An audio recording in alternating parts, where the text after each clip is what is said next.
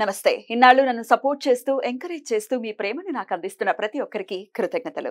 అలాగే ఈ వీడియో కూడా ఖచ్చితంగా మీకు ఉపయోగపడుతుంది. లైక్, షేర్ అండ్ సబ్స్క్రైబ్ చేసి మీ సపోర్ట్‌ని నాకు అందించండి. అలాగే ఈ వీడియో పట్ల మీకున్న అభిప్రాయాన్ని కామెంట్ సెక్షన్‌లో కామెంట్ చేసి తెలియజేయండి. ఇప్పుడు వీడియోని చూద్దాం. నమస్తే, వెల్కమ్ టు అవర్ ఛానల్. నేను పద్మిని. ప్రస్తుతంతో పాటు ప్రముఖ ఆధ్యాత్మికవేత్త, ఆస్ట్రోన్యూమరాలజిస్ట్, వేదిక్ వాస్తు స్పెషలిస్ట్, శ్రీ విద్య మరియు హనుమత్ ఉపాసకులు బ్రహ్మశ్రీ డాక్టర్ సిస్లా జయశంకర్ గారు మనతో పాటు ఉన్నారు. మాట్లాడదాం. సార్ నమస్తే. సార్ ఆయుష్మతి భవ. ఓం నమో వెంకటేశాయ. జాబ్ రిలేటెడ్ ఇష్యూస్ చాలా మంది ఫేస్ చేస్తున్నారు సార్. డెఫినెట్ గా కాల్స్ వస్తున్నాయి. ఇక్కడ ఇంత జాబ్ గురించి ఇంత ఇబ్బంది ఎదుర్కొంటున్నాం అని అంటే ప్రాక్టికల్ గా కొన్ని తప్పులు కూడా చేస్తున్నారేమో అనిపిస్తుంది. ఎందుకంటే ఆల్రెడీ ఉన్న జాబ్ లో ఎప్పుడైతే మనం జాబ్ ఏదో ఒక జాబ్ చేసే ఉంటారు కదా, ఆ జాబ్ ని తిట్టటము, అన్నం పెడుతున్న బాస్ని తిట్టటము చేస్తూ ఉంటారు. అన్నం పెడుతున్నాడు బాస్ అంటే వాడు తండ్రి కదా, తండ్రి అయితేనే పెడతాడు కదా. సో తిట్టడం అనేది చేసినప్పుడు డెఫినెట్ గా కర్మ వచ్చేస్తుంది. ఓహో నీకు ఇలా ఉందా, నీ సంగతి ఏంటో చూస్తానని లేకుండానే చేస్తుంది. ఇది మహాభారతం చెప్తోంది మనకి. డెఫినెట్ గా అవి మనం ఇతిహాసాలని, పురాణాలని కనుక చదువుకుంటే తెలుస్తుంది ఎవరికి ఏ ఇంపార్టెన్స్ ఇవ్వాలి, అసలు మనం చేసే వృత్తిని ఒక దైవంగా ఎలా భావించాలి అనేది తెలుస్తుంది. ఊరికే వాడికి వీడికి గాసిప్లు, వాడికి వీడికి అంటగట్టడాలు, వాడు భజన బ్యాచ్రా, ఇట్లాంటి మాటలు వింటూ ఉంటాను సార్. ఆశ్చర్యం అనిపిస్తుంది. ఏమంటారా, నువ్వు జాబ్ చేయడానికి వచ్చావా లేకపోతే ఈ సొల్లు కబుర్లు చెప్పుకోవడానికి వచ్చారా అనిపిస్తుంది. సరే, వీటన్నిటి ప్రభావాల చేత జాబ్ని పోగొట్టుకోవటం, జాబ్లో ఎదుగుదల లేకపోవటం, అసలు ఇవన్నీ కూడా లేకపోతే జెన్యూన్ గా కూడా జాబ్ రాకపోవటం కూడా జెన్యూన్ రీజన్స్ కూడా ఉంటాయి కదా. వీటన్నిటికీ ఆన్సర్ ఇది ఈ గ్రిడ్ చెప్తుంది అనుకోవచ్చా? What is your analysis? Yeah, ఇప్పుడు ఏమిటంటే త్రికరణ శుద్ధి అంటారు. మనస, వాచ, కర్మణ మూడు ఒకటే ఉండాలి. Yes sir. మనస, వాచ, కర్మ. మనం ఏది ఆలోచిస్తున్నామో, ఏది మాట్లాడుతున్నామో, ఏ పని చేస్తున్నామో, ఈ మూడు ఒకటే అయి ఉండాలి. ఒకటి ఆలోచన చేసి, ఒకటి మాట్లాడి, ఇంకోటి చేస్తే వాళ్ళకి జీవితంలో ఎప్పుడూ ఎదుగుదల అనేది ఉండదు. సో మనసా, వాచ, మనోవాక్కాయ కర్మలు. అందుకనే మనం భగవంతుని వేడుకుంటాం, నేను త్రికరణ శుద్ధిగా ఉండాలి అని. సో ఎప్పుడైతే మనం ఈ త్రికరణ శుద్ధిగా ఉంటామో అప్పుడు విజయం మనని వరిస్తుంది. సో ఒక ఉద్యోగంలో ఒక వ్యక్తికి సరైన విద్యకి తగిన అర్హత ఉన్న ఉద్యోగం లభించడం ఒక ఎత్తు అయితే, ఆ దొరికిన ఉద్యోగంలో వీళ్ళు సంతోషంగా ఉద్యోగం చేయడం, సంతృప్తితో, అంటే చేసే పనిలో జాబ్ సాటిస్ఫాక్షన్ ఉండాలి. ఈ జాబ్ సాటిస్ఫాక్షన్ అనేది మనకు పరిపూర్ణంగా లభిస్తుందా లేదా సాటిస్ఫాక్షన్ లేకుండా కేవలం నెల అయ్యేసరికి జీతం తీసుకోవడానికి చేస్తున్నామా, యాంత్రికంగా పనిచేస్తున్నామా, అయిష్టతతో పనిచేస్తున్నామా, ఇట్లాంటి కేసెస్ ఉన్నాయి. ఇవే ఎక్కువ ఉంటాయి.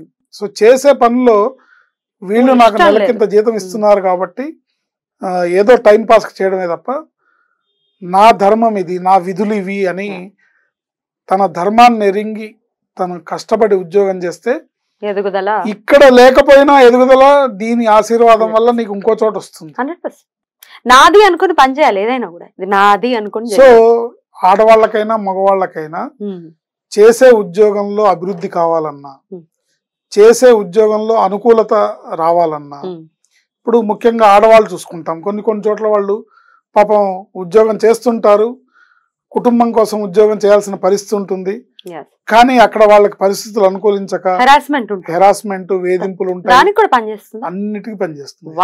వేధింపులు అయితే వర్ణనాతీతం. ఆడవాళ్ళ యాంగిల్లో చూసుకుంటే చాలా ఇబ్బంది. ఏ రంగంలో అయినా ఉంది సార్, ఉంది. ఏంటి, ఆఖరికి కూరగాయల మార్కెట్ లో కూడా ఉంటుంది. స్త్రీ పురుష సంబంధాలు ఎక్కడైనా సరే, ఎక్కడ ఎవరు అడ్వాంటేజ్ తీసుకుంటే, ఎక్కడ ఎవరికి అనుకూలంగా ఉంటే వాళ్ళు అడ్వాంటేజ్ గా తీసుకుంటూ ఉంటారు. సో అలాంటి వాళ్ళకి ఇది బాగా పనిచేస్తుంది. ఉద్యోగంలో ప్రమోషన్లు, ఉన్నత పదవులు, తర్వాత కొంతమంది సిన్సియర్ గా పనిచేస్తున్నా కూడా, మగవాళ్ళైనా ఆడవాళ్ళైనా, ఓ చండశాస్త్రం లాంటి బాస్ అకారణంగా తిట్టడం, అకారణంగా చిరాకు, యాంగిల్ కూడా ఉంటుంది. బాస్ యాంగిల్ నుంచి చూసుకుంటే వాడు కర్మను అనుభవిస్తాడు, అందులో ఎటువంటి సందేహం లేదు. కానీ ఇక్కడ నీ మనసు బాధపడుతుంది కాబట్టి దాన్ని బాధ పెట్టుకోకుండా అనుకూలంగా నీ పని నువ్వు చేసుకోవడానికి ఈ గ్రిడ్ పనిచేస్తుంది.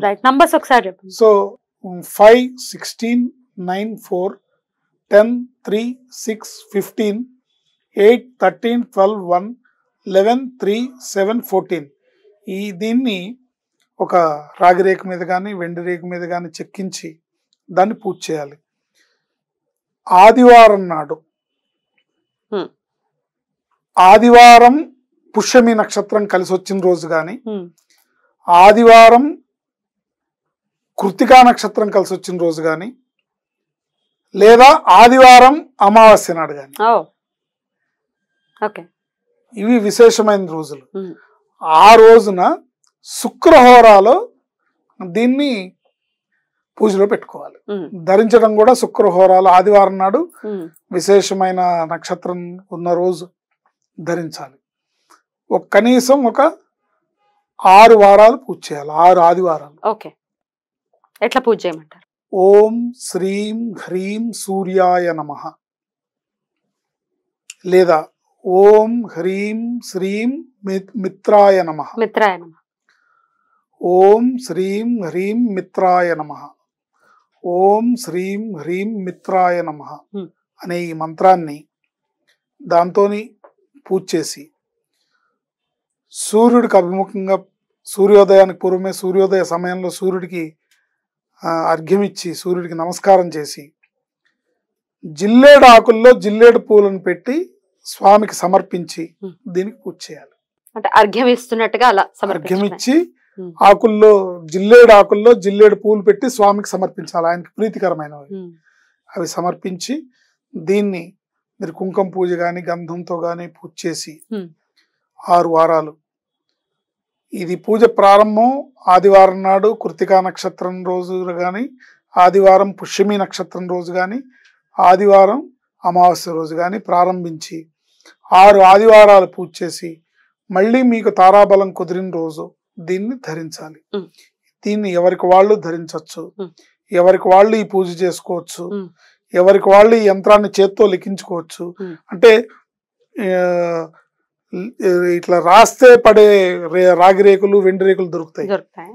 సో అలా మనమే డయాగ్రామ్ గీసుకోవచ్చు. మనమే దాన్ని ఇప్పుడు బోర్డు మీద ఎలా రాసామో దాని మీద కూడా మనమే చెప్పుకోవచ్చు. కాదండి మీరు చేసిస్తారంటే మీరు సహాయం? లేదు, కాదంటే చేసిస్తాము, పూజ చేసిస్తాము. దానికి ఏమిటి నియమ నిబంధనలు అనేది మీరు కాల్ చేస్తే తెలుస్తుంది. సో అట్లా 6 ఆదివారాలు చేయొచ్చు. లేదా ఇవి ఏవి చేయలేమన్న వాళ్ళు పేపర్ మీద రాసి మీరు పర్సులో పెట్టుకున్నా కూడా మీకు అనుకూలమైన పరిస్థితి ఉంటుంది. సూర్యుడికి నమస్కారం చేసుకోవాలి. ఎందుకంటే మీకు ఉద్యోగంలో అనుకూలత పెంపొందాలి అంటే సూర్యుడు అనుగ్రహం కావాలి. సహాయంతో ఉద్యోగ సంబంధిత సమస్యల నుంచి మన వాళ్ళు బయటపడాలని మనస్ఫూర్తిగా కోరుకుంటూ కృతజ్ఞతలు సార్. నమస్తే. ఆయుష్మతి భవ.